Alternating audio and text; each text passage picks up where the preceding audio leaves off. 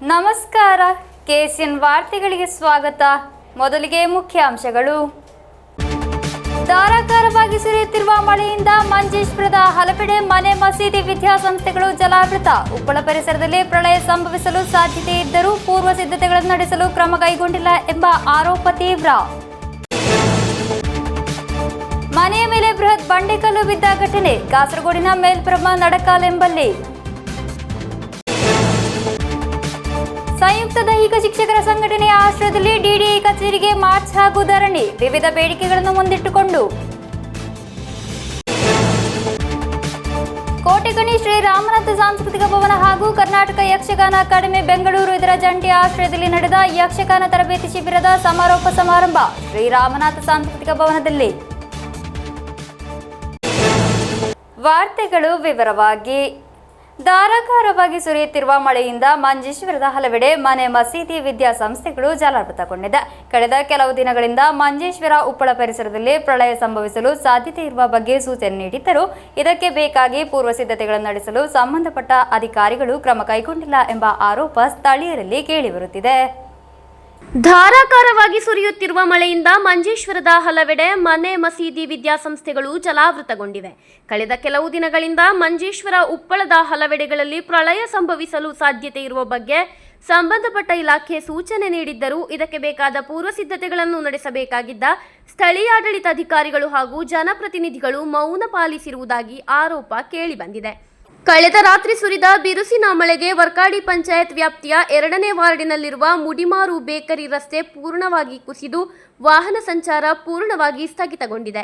ಅದೇ ರೀತಿ ಮಂಜೇಶ್ವರ ಪೊಸೋಟು ರಾಷ್ಟ್ರೀಯ ಹೆದ್ದಾರಿಯಲ್ಲಿರುವ ಮಲ್ಹರ್ ವಿದ್ಯಾಸಂಸ್ಥೆ ಕಟ್ಟಡ ಪೂರ್ಣವಾಗಿ ಜಲಾವೃತಗೊಂಡು ಇಲ್ಲಿ ಹಾಸ್ಟೆಲ್ ಸೌಕರ್ಯಗಳೊಂದಿಗೆ ಕಲಿಯುತ್ತಿರುವ ವಿದ್ಯಾರ್ಥಿಗಳನ್ನು ಕೆಳಗಿನ ಮಹಡಿಯಿಂದ ಮೇಲಿನ ಮಹಡಿಗೆ ಸ್ಥಳಾಂತರಿಸಲಾಗಿದೆ. ಅದೇ ರೀತಿ ದೈಗೋಳಿ ಪರಿಸರದಲ್ಲಿ ಗುಡ್ಡೆಯೊಂದು ಕುಸಿದ ಹಿನ್ನೆಲೆಯಲ್ಲಿ ದೈತ್ಯಾಕಾರದ ಮರವೊಂದು ರಸ್ತೆಗೆ ಉರುಳಿ ಬಿದ್ದು ಬಳಿಕ ಅಗ್ನಿಶಾಮಕ ದಳ ಆಗಮಿಸಿ 5 ಗಂಟೆಗಳ ಕಾರ್ಯಾಚರಣೆ ನಡೆಸಿ ಮರ ಹಾಗೂ ಮಣ್ಣನ್ನು ತೆರವುಗೊಳಿಸಲಾಯಿತು. ಮಂಜೇಶ್ವರ ನಿವಾಸಿ ಮಚ್ಚ ಎಂಬವರ ಮನೆ ಪೂರ್ಣವಾಗಿ ಕುಸಿದು ಬಿದ್ದಿದೆ. ಮನೆಯೊಳಗಿದ್ದವರು ಯಾವುದೇ ಅಪಾಯಗಳಿಲ್ಲದೆ ಪಾರಾಗಿದ್ದಾರೆ. ಕುಂಜತ್ತೂರು ಪದವು ನಿವಾಸಿ ಅಹಮದ್ ಭಾವ ಎಂಬವರ ಮನೆಯ ಬಾವಿ ಕುಸಿದು ಬಿದ್ದಿದೆ.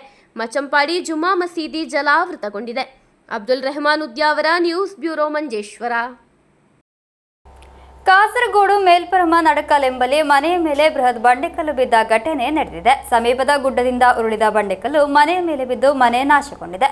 ಕುಟುಂಬ ಸದಸ್ಯರು ಭಾರಿ ದೊಡ್ಡ ಅನಾಹುತದಿಂದ ಪಾರಾಗಿದ್ದಾರೆ. ಈ ಹಿಂದೆ ದೂರು ನೀಡಿದ್ದರೂ ಕ್ರಮ ಕೈಗೊಳ್ಳದಿರುವುದು ಅಪಘಾತಕ್ಕೆ ಕಾರಣ ಎಂದು ಆರೋಪಿಸಿದ್ದಾರೆ.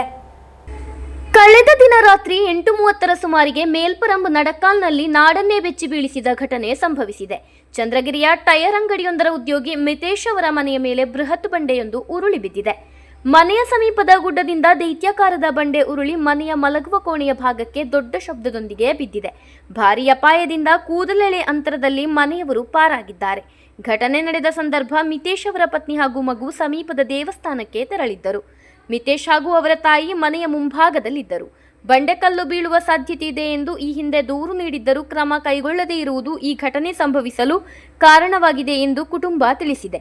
ನೆರೆಹೊರೆಯ ಹಬೀಬ್ ಎಂಬವರ ಒಡೆತನದ ಗುಡ್ಡದಿಂದ ಬಂಡೆಗಳು ಹಾಗೂ ಮರಗಳು ಮನೆಯ ಮೇಲೆ ಬೀಳುವ ಸಾಧ್ಯತೆ ಇದೆ ಎಂದು ಮಿತೇಶ್ ಅವರ ಪತ್ನಿ ಸಿಎಚ್ ಚೈತ್ರ ವಿಲೇಜ್ ಆಫೀಸರ್ ಹಾಗೂ ಸಂಬಂಧಪಟ್ಟ ಅಧಿಕಾರಿಗಳಿಗೆ ದೂರು ನೀಡಿದ್ದರೂ ಯಾವುದೇ ಪ್ರಯೋಜನವಾಗಲಿಲ್ಲ.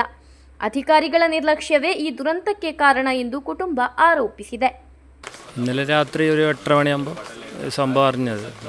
വലിയൊരു സൗണ്ട് കേട്ട്, അതുകൊണ്ട് അറിഞ്ഞു. വീട്ടിൽ അമ്മ ഉണ്ട്, ഞാൻ ഉണ്ടായി. വീട് ഫുള്ള് പോയി, ഒരു സൈഡ് ഫുള്ള് പോയിനി. ವಿಷಯ ತಿಳಿದ ನಂತರ ತಹಸೀಲ್ದಾರ್, ವಿಲೇಜ್ ಆಫೀಸರ್, ಕಲೆಕ್ಟರೇಟ್ ಉದ್ಯೋಗಸ್ಥರು ಹಾಗೂ ಪಂಚಾಯತ್ ಅಧಿಕಾರಿಗಳು ಸ್ಥಳಕ್ಕೆ ಆಗಮಿಸಿ ಪರಿಸ್ಥಿತಿ ಅವಲೋಕನ ನಡೆಸಿದರು. ದೂರು ದಾಖಲಿಸಿದ್ದರೂ ಕ್ರಮ ಕೈಗೊಳ್ಳದ ಅಧಿಕಾರಿಗಳ ವಿರುದ್ಧ ಕುಟುಂಬ ಆಕ್ಷೇಪ ವ್ಯಕ್ತಪಡಿಸಿದೆ.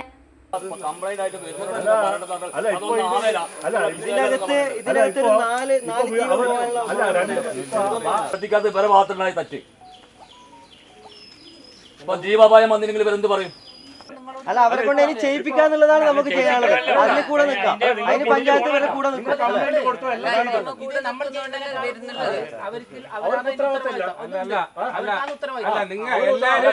നമ്മളെ ഉത്തരവാദിത്തം ഇപ്പൊ കളക്ടർ വരുന്നത് എന്റേതല്ല, മന്ത്രിക്ക്, മുഖ്യമന്ത്രിക്ക്. അപ്പൊ നമ്മൾ ആരെടുത്ത് പോന്നെ?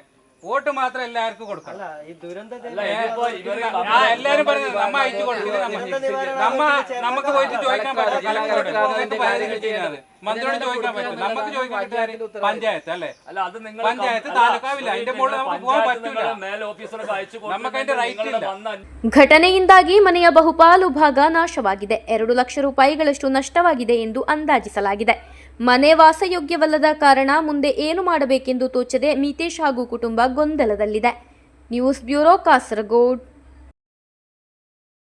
ವಿವಿಧ ಬೇಡಿಕೆಗಳನ್ನು ಮುಂದಿಟ್ಟುಕೊಂಡು ಕೆಪಿಎಸ್ಪಿಇಟಿಎ ಡಿಪಿಇಟಿಎ ಸಂಯುಕ್ತ ದೈಹಿಕ ಶಿಕ್ಷಕರ ಸಂಘಟನೆಯ ಆಶ್ರಯದಲ್ಲಿ ಡಿಡಿಇ ಕಚೇರಿಗೆ ಮಾರ್ಚ್ ಹಾಗೂ ಧರಣಿ ನಡೆಸಲಾಯಿತು. ಹಲವಾರು ಮಂದಿ ದೈಹಿಕ ಶಿಕ್ಷಕರು ಪ್ರತಿಭಟನೆಯಲ್ಲಿ ಭಾಗವಹಿಸಿದ್ದರು. ದೈಹಿಕ ಶಿಕ್ಷಣ ಶಿಕ್ಷಕರ ರಕ್ಷಣಾ ಆದೇಶವನ್ನು ಮರುಸ್ಥಾಪಿಸಬೇಕು. ಹುದ್ದೆ ನಿರ್ಣಯ ಮಾನದಂಡಗಳನ್ನು ಸಕಾಲಿಕವಾಗಿ ಪರಿಷ್ಕರಿಸಬೇಕು. ದೈಹಿಕ ಶಿಕ್ಷಕರನ್ನು ಸಾಮಾನ್ಯ ಶಿಕ್ಷಕರೆಂದು ಪರಿಗಣಿಸಬೇಕು ಹಾಗೂ ಆರೋಗ್ಯ ಮತ್ತು ದೈಹಿಕ ಶಿಕ್ಷಣವನ್ನು ಕಡ್ಡಾಯ ಪಠ್ಯ ವಿಷಯವನ್ನಾಗಿಸಬೇಕು ಮುಂತಾದ ಬೇಡಿಕೆಗಳನ್ನು ಮುಂದಿಟ್ಟುಕೊಂಡು ಕೆಪಿಎಸ್ಪಿಇಟಿಎ ಡಿಪಿಇಟಿಎ ಸಂಯುಕ್ತ ದೈಹಿಕ ಶಿಕ್ಷಣ ಶಿಕ್ಷಕರ ಸಂಘಟನೆ ಕಾಸರಗೋಡು ಡಿಡಿಇ ಕಚೇರಿಗೆ ಮಾರ್ಚ್ ಹಾಗೂ ಧರಣಿ ನಡೆಸಿತು. ವಿದ್ಯಾನಗರ ಬಿಸಿ ರೋಡ್ ರಸ್ತೆಯಿಂದ ಮಾರ್ಚ್ ಪ್ರಾರಂಭವಾಯಿತು. ಹಲವಾರು ದೈಹಿಕ ಶಿಕ್ಷಣ ಶಿಕ್ಷಕರು ಮಾರ್ಚ್ನಲ್ಲಿ ಭಾಗವಹಿಸಿದ್ದರು. ಕೆಪಿಎಸ್ಪಿಇಟಿಎ ರಾಜ್ಯ ಕಾರ್ಯದರ್ಶಿ ವಿಜಯಕೃಷ್ಣನ್ ಮಾರ್ಚ್ನ ನಂತರ ನಡೆದ ಧರಣಿ സമരವನ್ನು ഉദ്ഘാಟಿಸಿದರು. ഒറ്റക്കെട്ടായി മുന്നോട്ട് പോയാൽ മാത്രമേ നമുക്ക് പലതും ഇവിടെ നേടിയെടുക്കാനുള്ളൂ. വീണ്ടും പറഞ്ഞു, അപരിഷ്കൃതമായ തസ്തിക നിർണയ രീതി പുനഃപരിശോധിക്കേണ്ട സമയം അതിക്രമിച്ചിരിക്കുന്നു. അതിന്റെ ഭാഗമായി കാസർഗോഡ് മുതൽ തിരുവനന്തപുരം വരെയുള്ള 14 ജില്ലകളിലും ജില്ലാ വിദ്യാഭ്യാസ ഉപഡയറക്ടറുടെ ഓഫീസിൽ മുന്നിൽ ധർണയും അതോടൊപ്പം തന്നെ ശക്തമായ പ്രകടനവും നടക്കുന്നുണ്ട്. ಡಿಪಿಇಟಿಎ ಜಿಲ್ಲಾ ಕೋಶಾಧಿಕಾರಿ ಧನೇಶ್ ಕುಮಾರ್ ಅಧ್ಯಕ್ಷತೆ ವಹಿಸಿದ್ದರು. Biju KV, Shyam Prasad, Mohammed Shafeel AA, doctor Ashokan, Janardhanan, Sathishan T, Praveen ಹಾಗೂ ಸುನೀತಾ ಮಾತನಾಡಿದರು. ದಿನೇಶ್ ಮಾಸ್ಟರ್ ಸ್ವಾಗತಿಸಿ ಕುಂಜಿರಾಮನ್ ಮಾಸ್ಟರ್ ಧನ್ಯವಾದವಿತ್ತರು. News bureau Kasaragod. ಕೋಟೆಕಣಿ ಶ್ರೀ ರಾಮನಾಥ ಸಾಂಸ್ಕೃತಿಕ ಭವನ ಹಾಗೂ ಕರ್ನಾಟಕ ಯಕ್ಷಗಾನ ಅಕಾಡೆಮಿ ಬೆಂಗಳೂರು ಇದರ ಜಂಟಿ ಆಶ್ರಯದಲ್ಲಿ ನಡೆದ ಯಕ್ಷಗಾನ ತರಬೇತಿ ಶಿಬಿರದ ಸಮಾರೋಪ ಸಮಾರಂಭ ಶ್ರೀ ರಾಮನಾಥ ಸಾಂಸ್ಕೃತಿಕ ಭವನದಲ್ಲಿ ನಡೆಯಿತು. ಶ್ರೀ ವೆಂಕಟರಮಣ ಕೃಪಾಪೋಷಿತ ಯಕ್ಷಗಾನ ಕಲಾ ಸಂಘದ ವ್ಯವಸ್ಥಾಪಕ ಡಾಕ್ಟರ್ ಕೆಎನ್ ವೆಂಕಟರಮಣ ಹೊಳ್ಳ ಉದ್ಘಾಟಿಸಿದರು. ಕೋಟೆಕಣಿ ಶ್ರೀ ರಾಮನಾಥ ಸಾಂಸ್ಕೃತಿಕ ಭವನ ಹಾಗೂ ಕರ್ನಾಟಕ ಯಕ್ಷಗಾನ ಅಕಾಡೆಮಿ ಬೆಂಗಳೂರು ಇದರ ಜಂಟಿ ಆಶ್ರಯದಲ್ಲಿ ನಡೆದ ಯಕ್ಷಗಾನ ತರಬೇತಿ ಶಿಬಿರದ ಸಮಾರೋಪ ಸಮಾರಂಭ ಶ್ರೀ ರಾಮನಾಥ ಸಾಂಸ್ಕೃತಿಕ ಭವನದಲ್ಲಿ ನಡೆಯಿತು. ಕಾರ್ಯಕ್ರಮದ ಅಧ್ಯಕ್ಷತೆ ವಹಿಸಿದ್ದ ಶ್ರೀ ವೆಂಕಟರಮಣ ಕೃಪಾಪೋಷಿತ ಯಕ್ಷಗಾನ ಕಲಾ ಸಂಘದ ವ್ಯವಸ್ಥಾಪಕ ಡಾಕ್ಟರ್ ಕೆಎನ್ ವೆಂಕಟರಮಣ ಹೊಳ್ಳ ಚೆಂಡೆ ನುಡಿಸಿ ಉದ್ಘಾಟಿಸಿದರು. ಕರ್ನಾಟಕ ಯಕ್ಷಗಾನ ಅಕಾಡೆಮಿ ಸದಸ್ಯ ಸತೀಶ್ ಹಡಪ ಸಂಕಬೈಲು, ಯಕ್ಷಗುರು ಜಯರಾಮ ಪಾಟಾಳಿ ಮುಖ್ಯ ಅತಿಥಿಯಾಗಿ ಭಾಗವಹಿಸಿದ್ದರು. ಯಕ್ಷಗಾನ ಕಲಾವಿದ ವಿಜಿ ಕಾಸರಗೋಡು, ಉದ್ಯಮಿ ಮಹೇಶ್ ಉಪಸ್ಥಿತರಿದ್ದರು. ಶ್ರೀ ರಾಮನಾಥ ಸಾಂಸ್ಕೃತಿಕ ಭವನ ಸಮಿತಿಯ ಪ್ರಧಾನ ಸಂಚಾಲಕ ಗುರುಪ್ರಸಾದ್ ಕೋಟೆಕಣಿ ಪ್ರಾಸ್ತಾವಿಕ ನುಡಿಗಳನ್ನಾಡಿ ಸ್ವಾಗತಿಸಿದರು. ಯಕ್ಷಗಾನ ಕಲಾವಿದೆ ಪ್ರಮೀಳಾ ಅಶೋಕ್ ನಗರ್ ಧನ್ಯವಾದವಿತ್ತರು. ಭವನ ಸಮಿತಿ ನಿರ್ದೇಶಕ ಜಗದೀಶ್ ಕೂಡ್ಲು ನಿರೂಪಿಸಿದರು. ನಂತರ ತರಬೇತಿ ಕೇಂದ್ರದ ಶಿಷ್ಯರಿಂದ ಗಜೇಂದ್ರ ಮೋಕ್ಷ ಯಕ್ಷಗಾನ ಬಯಲಾಟ ನಡೆಯಿತು.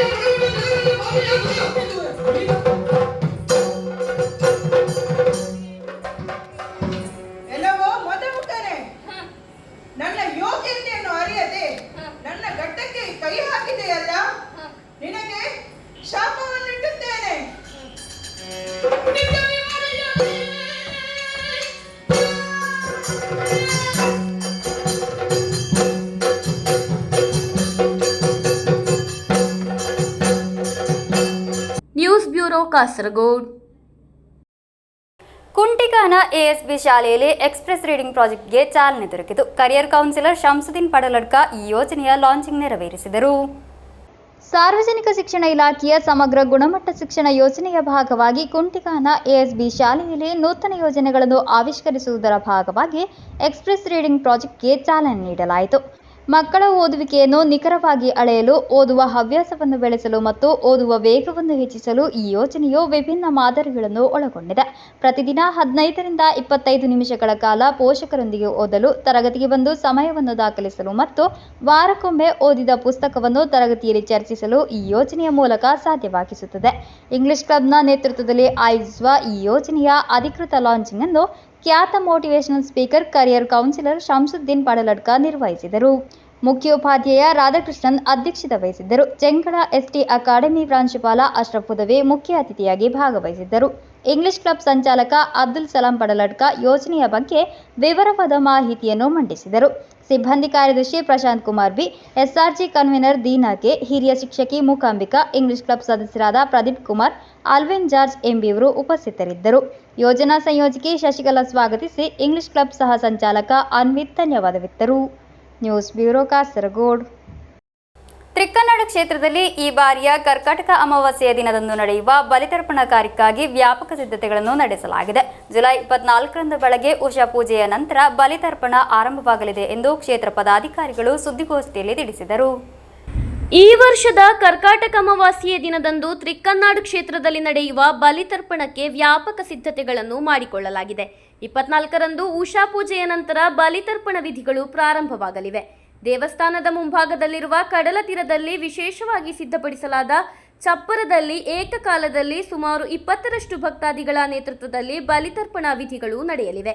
ಕ್ಷೇತ್ರ ಮೇಲ್ಶಾಂತಿ ನವೀನ್ ಚಂದ್ರ ಕಾಯಾರ್ಥ ಅವರ ನೇತೃತ್ವದಲ್ಲಿ, ಕ್ಷೇತ್ರ ಅರ್ಚಕ ರಾಜೇಂದ್ರ ಅರಳಿತಾಯ ಅವರ ಕಾರ್ಮಿಕತ್ವದಲ್ಲಿ ಬಲಿತರ್ಪಣಾ ವಿಧಿಗಳು, ವೈದಿಕ ಕಾರ್ಯಕ್ರಮಗಳು ನಡೆಯಲಿದೆ ಎಂದು പദാധികാരിಗಳು ತಿಳಿಸಿದರು. ഏകദേശം 25,000 ആൾക്കാരോളം ബലിതർപ്പണവുമായി ബന്ധപ്പെട്ടിട്ട് നമ്മുടെ അവിടെ എല്ലാ വർഷവും സന്നിഹിതരാണ്. അപ്പോൾ അതിനു വേണ്ടുന്ന വിപുലമായ ഒരുക്കങ്ങളാണ് ട്രസ്റ്റ് ബോർഡ് ഏർപ്പെടുത്തിയിട്ടുള്ളത്. ബലി തർപ്പണത്തിന് വേണ്ടുന്ന റെസീറ്റ് നമ്മൾ ഒരു ആഴ്ച മുമ്പേ ഇഷ്യൂ ചെയ്യാൻ വേണ്ടിയിട്ടാണ് ഇപ്പോൾ തീരുമാനം. അതായത് ഈ ക്യൂ സിസ്റ്റം കുറെ കുറക്കാൻ വേണ്ടിയിട്ടുള്ള ഒരു നടപടി എന്നുള്ള നിലക്കാണ് അത് ചെയ്യുന്നത്. അല്ലെങ്കിൽ ഭയങ്കര ക്യൂ വന്നിട്ട് വലിയ ഇതാണ്.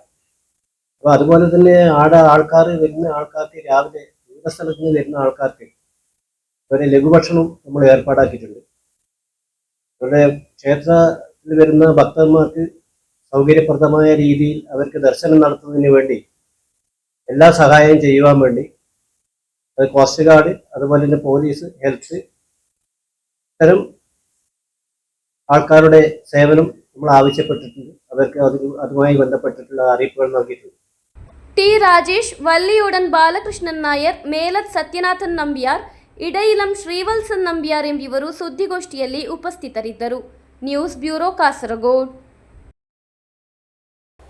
ನೆಟ್ಟಣಿಗೆ ಸರ್ಕಾರಿ ಕಿರಿಯ ಪ್ರಾಥಮಿಕ ಶಾಲೆಯ ಮಕ್ಕಳಿಗೆ ಸಾಂಪ್ರದಾಯಿಕ ಕೃಷಿಯ ಬಗ್ಗೆ ಅರಿವು ಮೂಡಿಸುವ ನಿಟ್ಟಿನಲ್ಲಿ ಬಯಲು ಪ್ರವಾಸ ಕಾರ್ಯಕ್ರಮ ಆಯೋಜಿಸಲಾಯಿತು. ಸ್ಥಳೀಯರಾದ ತ್ಯಾಂಪಣ್ಣರಯ್ಯ ಅವರ ಗದ್ದೆಗಾಗಿದೆ ಶಾಲಾ ಮಕ್ಕಳು ಭೇಟಿ ನೀಡಿರುವುದು. ನೆಟ್ಟಣಿಗೆ ಸರ್ಕಾರಿ ಕಿರಿಯ ಪ್ರಾಥಮಿಕ ಶಾಲೆಯ ಮಕ್ಕಳಿಗೆ ಸಾಂಪ್ರದಾಯಿಕ ಕೃಷಿಯ ಬಗ್ಗೆ ಅರಿವು ಮೂಡಿಸುವ ನಿಟ್ಟಿನಲ್ಲಿ ಆಯೋಜಿಸಲಾದ ಬಯಲು ಪ್ರವಾಸ ಕಾರ್ಯಕ್ರಮ ಗಮನಾರ್ಹವಾಯಿತು. ಸ್ಥಳೀಯರಾದ ತ್ಯಾಂಪಣ್ಣರಯ್ಯವರ ಗದ್ದೆಗಾಗಿದೆ ಶಾಲಾ ಮಕ್ಕಳು ಭೇಟಿ ನೀಡಿರುವುದು. ಭತ್ತದ ಕೃಷಿಯ ಬಗ್ಗೆ, ಭತ್ತದ ತಳಿ, ಭತ್ತದ ಕೃಷಿಯ ಹಂತಗಳ ಕುರಿತು ಮಾಹಿತಿಯನ್ನು ತ್ಯಾಂಪಣ್ಣರೈ ಮಕ್ಕಳಿಗೆ ನೀಡಿದರು.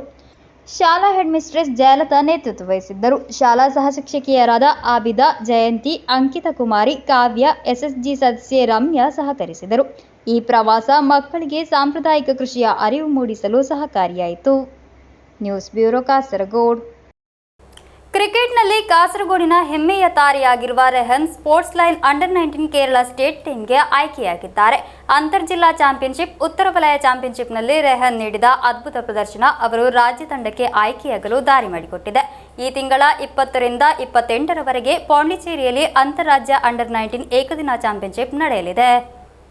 ಕಾಸರಗೋಡಿನ ಕ್ರಿಕೆಟ್ ಕನಸುಗಳು ಮೊಹಮ್ಮದ್ ರೆಹಾನ್ ಸ್ಪೋರ್ಟ್ಸ್ ಲೈನ್ ಮೂಲಕ ನನಸಾಗುತ್ತಿವೆ. ಕಾಸರಗೋಡಿನ ರೆಹಾನ್ ಅಂಡರ್-19 ಕೇರಳ ರಾಜ್ಯ ತಂಡದಲ್ಲಿ ಸ್ಥಾನ ಪಡೆದು ಜಿಲ್ಲೆಯ ಖ್ಯಾತಿಯನ್ನು ಹೆಚ್ಚಿಸಿದ್ದಾರೆ.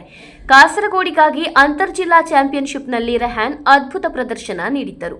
ಕಣ್ಣೂರು ವಿರುದ್ಧವೂ ರೆಹಾನ್ ಅದ್ಭುತ ಶತಕ ಗಳಿಸಿದ್ದರು. ಕೋಸಿಕೋಡ್ ಹಾಗೂ ಮಲಪ್ಪುರಂ ವಿರುದ್ಧವೂ ಅದ್ಭುತ ಪ್ರದರ್ಶನ, ಹಾಗೆಯೇ ಉತ್ತರ ವಲಯ ಚಾಂಪಿಯನ್ಶಿಪ್ನಲ್ಲಿಯೂ ಅತ್ಯುತ್ತಮ ಪ್ರದರ್ಶನ ನೀಡಿದ್ದರು. 4 ತಿಂಗಳ ಹಿಂದೆ ಆಂಧ್ರಪ್ರದೇಶದಲ್ಲಿ ನಡೆದ ಅಂಡರ್-19 ಅಖಿಲ ಭಾರತ ಟೂರ್ನಮೆಂಟ್ನಲ್ಲಿ 2 ಪಂದ್ಯಗಳಲ್ಲಿ ಮ್ಯಾನ್ ಆಫ್ ದಿ ಮ್ಯಾಚ್ ಹಾಗೂ ಟೂರ್ನಮೆಂಟ್ನಲ್ಲಿ man of the series tournament ಹಾಗೂ 6 ತಿಂಗಳ ಹಿಂದೆ ಕೊಚ್ಚಿಯಲ್ಲಿ ನಡೆದ ಕೇಳಪ್ಪನ್ ನಾಯರ್ ಕ್ರಿಕೆಟ್ ಟೂರ್ನಮೆಂಟ್ನಲ್ಲಿ 3 ಸ್ಪರ್ಧೆಗಳಲ್ಲಿ ಅರ್ಧಶತಕ ಗಳಿಸಿ ರೆಹಾನ್ ತಾರೆಯಾಗಿದ್ದರು. ಬ್ಯಾಟಿಂಗ್ನಲ್ಲಿ ಮಾತ್ರವಲ್ಲದೆ ಬೌಲಿಂಗ್ನಲ್ಲಿಯೂ ರೆಹಾನ್ ಅದ್ಭುತ ಪ್ರದರ್ಶನ ನೀಡಿದ್ದರು. ಸ್ಪಿನ್ ಬೌಲಿಂಗ್ನಿಂದ ಎದುರಾಳಿ ತಂಡಗಳನ್ನು ಮುರಿಯಲು ರೆಹಾನ್ಗೆ ಸಾಧ್ಯವಾಗುತ್ತಿದೆ. ಈ ಕೌಶಲಗಳೇ ರೆಹಾನ್ ಅಂಡರ್-19 ಕೇರಳ ರಾಜ್ಯ ತಂಡಕ್ಕೆ ಆಯ್ಕೆಯಾಗಲು ದಾರಿ ಮಾಡಿಕೊಟ್ಟವು. ಪಾಂಡಿಚೇರಿ ಕ್ರಿಕೆಟ್ ಅಸೋಸಿಯೇಷನ್ ಆಯೋಜಿಸಿರುವ ಅಂತಾರಾಜ್ಯ ಅಂಡರ್-19 ಏಕದಿನ ಚಾಂಪಿಯನ್ಶಿಪ್ ಈ ತಿಂಗಳ 20ರಿಂದ 28ರವರೆಗೆ ನಡೆಯಲಿದೆ. ಕಾಸರಗೋಡಿನಿಂದ ಕೊಚ್ಚಿಯಲ್ಲಿರುವ ಕೆಸಿಎ ಕಚೇರಿಯನ್ನು ತಲುಪಿದ ನಂತರ ತಂಡದೊಂದಿಗೆ ರೆಹಾನ್ ಪಾಂಡಿಚೇರಿಗೆ ತೆರಳುತ್ತಾರೆ. ಆಡುವ ಎಲ್ಲಾ ಪಂದ್ಯಗಳಲ್ಲಿಯೂ ತಮ್ಮ ಫಾರ್ಮ್ ಅನ್ನು ಕಾಯ್ದುಕೊಳ್ಳಲು ಸಾಧ್ಯವಾಗುತ್ತಿರುವುದು ರೆಹಾನ್ನ ವಿಶೇಷತೆಯಾಗಿದೆ. ಅವರ ತಂದೆ ನ್ಯಾಚು ಸ್ಪೋರ್ಟ್ಸ್ ಲೈನ್ ಅವರ ತರಬೇತಿ, ಸೂಚನೆಗಳು ಹಾಗೂ ರೆಹಾನ್ನ ಕಠಿಣ ಪರಿಶ್ರಮ ಅವರನ್ನು ಮತ್ತಷ್ಟು ಬಲಿಷ್ಠನನ್ನಾಗಿಸುತ್ತಿದೆ. ಕಾಸರಗೋಡು ಕ್ರಿಕೆಟ್ ಅಕಾಡೆಮಿ ಹಾಗೂ ವಿದ್ಯಾನಗರ ಮುನ್ಸಿಪಲ್ ಸ್ಟೇಡಿಯಂನಿಂದ ದಿನಕ್ಕೆ 6 ಗಂಟೆಗಳ ಕಾಲ ರೆಹಾನ್ ತರಬೇತಿ ಪಡೆಯುತ್ತಾರೆ. ಕ್ರಿಕೆಟ್ ಲೆಜೆಂಡ್ ಅನ್ಫಲ್ ಪಳ್ಳ ರೆಹಾನ್ನ ವೈಯಕ್ತಿಕ ತರಬೇತುದಾರರಾಗಿದ್ದಾರೆ. ಅಂಡರ್-19 ಸ್ಪರ್ಧೆಯಲ್ಲಿ ಕೇವಲ 17 ವರ್ಷದ ರೆಹಾನ್ನ ಪ್ರದರ್ಶನಗಳು ರೋಮಾಂಚಕವಾಗಿವೆ. ರಾಜ್ಯ ತಂಡದಲ್ಲಿ ಸ್ಥಾನ ಪಡೆದಿದ್ದಕ್ಕಾಗಿ ಕಾಸರಗೋಡು ಕ್ರಿಕೆಟ್ ಅಸೋಸಿಯೇಷನ್ ರೆಹಾನ್ರನ್ನು ಅಭಿನಂದಿಸಿತು. News bureau, Kasaragod. ಬಹುನಿರೀಕ್ಷಿತ ಆರ್ಜೆ ಪ್ರೊಡಕ್ಷನ್ ನಿರ್ಮಾಣದಲ್ಲಿ ಚಿತ್ರೀಕರಣಗೊಳ್ಳುತ್ತಿರುವ ತುಳು ಚಲನಚಿತ್ರದ ಟೈಟಲ್ ಮತ್ತು ಮೋಷನ್ ಪೋಸ್ಟರ್ ಬಿಡುಗಡೆ ಕಾರ್ಯಕ್ರಮ ನಡೆಯಿತು. ತುಳು ರಂಗಭೂಮಿ ಮತ್ತು ಚಲನಚಿತ್ರ ನಟ ಹಾಗೂ ನಿರ್ದೇಶಕ ತೆಲಿಕೆದಬಳ್ಳಿ ಡಾಕ್ಟರ್ ದೇವದಾಸ್ ಕಾಪಿಕಾಡ್ ಅಧಿಕೃತವಾಗಿ ಅನಾವರಣಗೊಳಿಸಿದರು. ಕಳೆದ ಕೆಲ ದಿವಸಗಳಿಂದ ಜನಮಾನಸದಲ್ಲಿ ಕುತೂಹಲ ಕೆರಳಿಸಿದ್ದ ಬಹುನಿರೀಕ್ಷಿತ ಆರ್ಜೆ ಪ್ರೊಡಕ್ಷನ್ ನಿರ್ಮಾಣದಲ್ಲಿ ಚಿತ್ರೀಕರಣಗೊಳ್ಳುತ್ತಿರುವ ತುಳು ಚಲನಚಿತ್ರದ ಟೈಟಲ್ ಮತ್ತು ಮೋಷನ್ ಪೋಸ್ಟರ್ ಬಿಡುಗಡೆ ಕಾರ್ಯಕ್ರಮ ನಡೆಯಿತು. ತುಳು ರಂಗಭೂಮಿ ಮತ್ತು ಚಲನಚಿತ್ರ ನಟ ಹಾಗೂ ನಿರ್ದೇಶಕ ತೆಲಿಕೆದಬಳ್ಳಿ ಡಾಕ್ಟರ್ ದೇವದಾಸ್ ಕಾಪಿಕಾಡ್ ಅಧಿಕೃತವಾಗಿ ಅನಾವರಣಗೊಳಿಸಿದರು.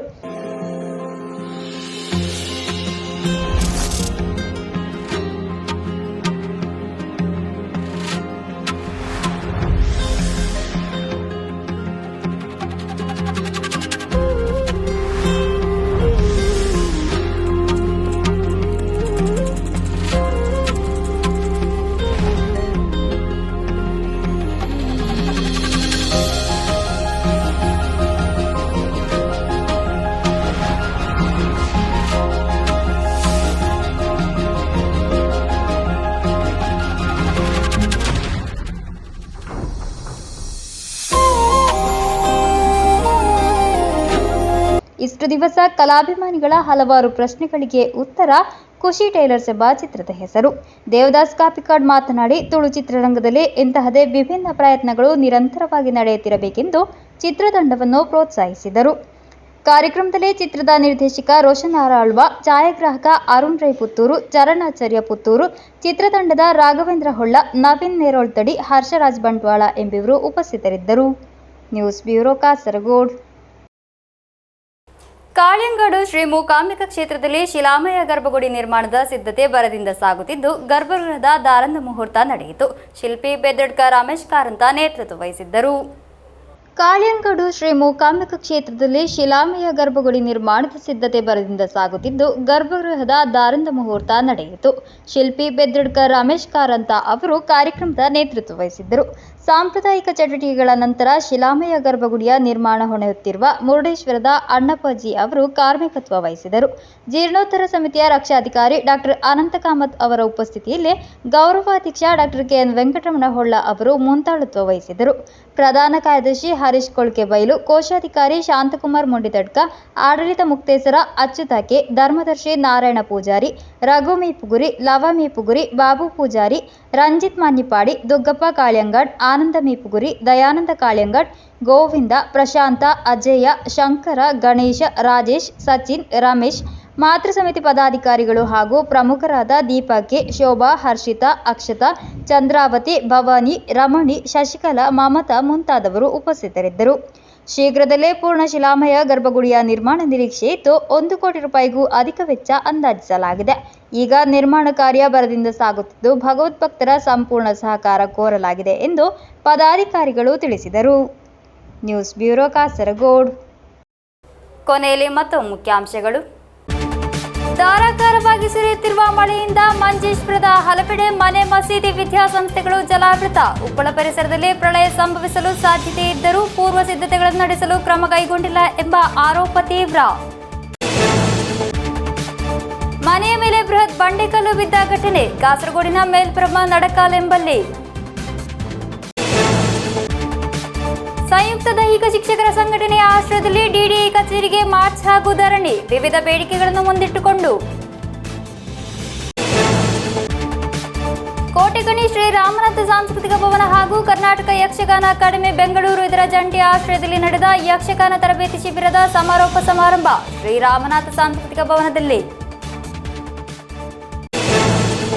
ಇಂದಿನ ವಾರ್ತಾ ಸಂಚಿಕೆಯಲ್ಲಿ ಮುಕ್ತಾಯವಾಯಿತು. ಮುಂದಿನ ವಾರ್ತಾ ಸಂಚಿಕೆಯೊಂದಿಗೆ ಭೇಟಿಯಾಗೋಣ. ವಂದನೆಗಳು.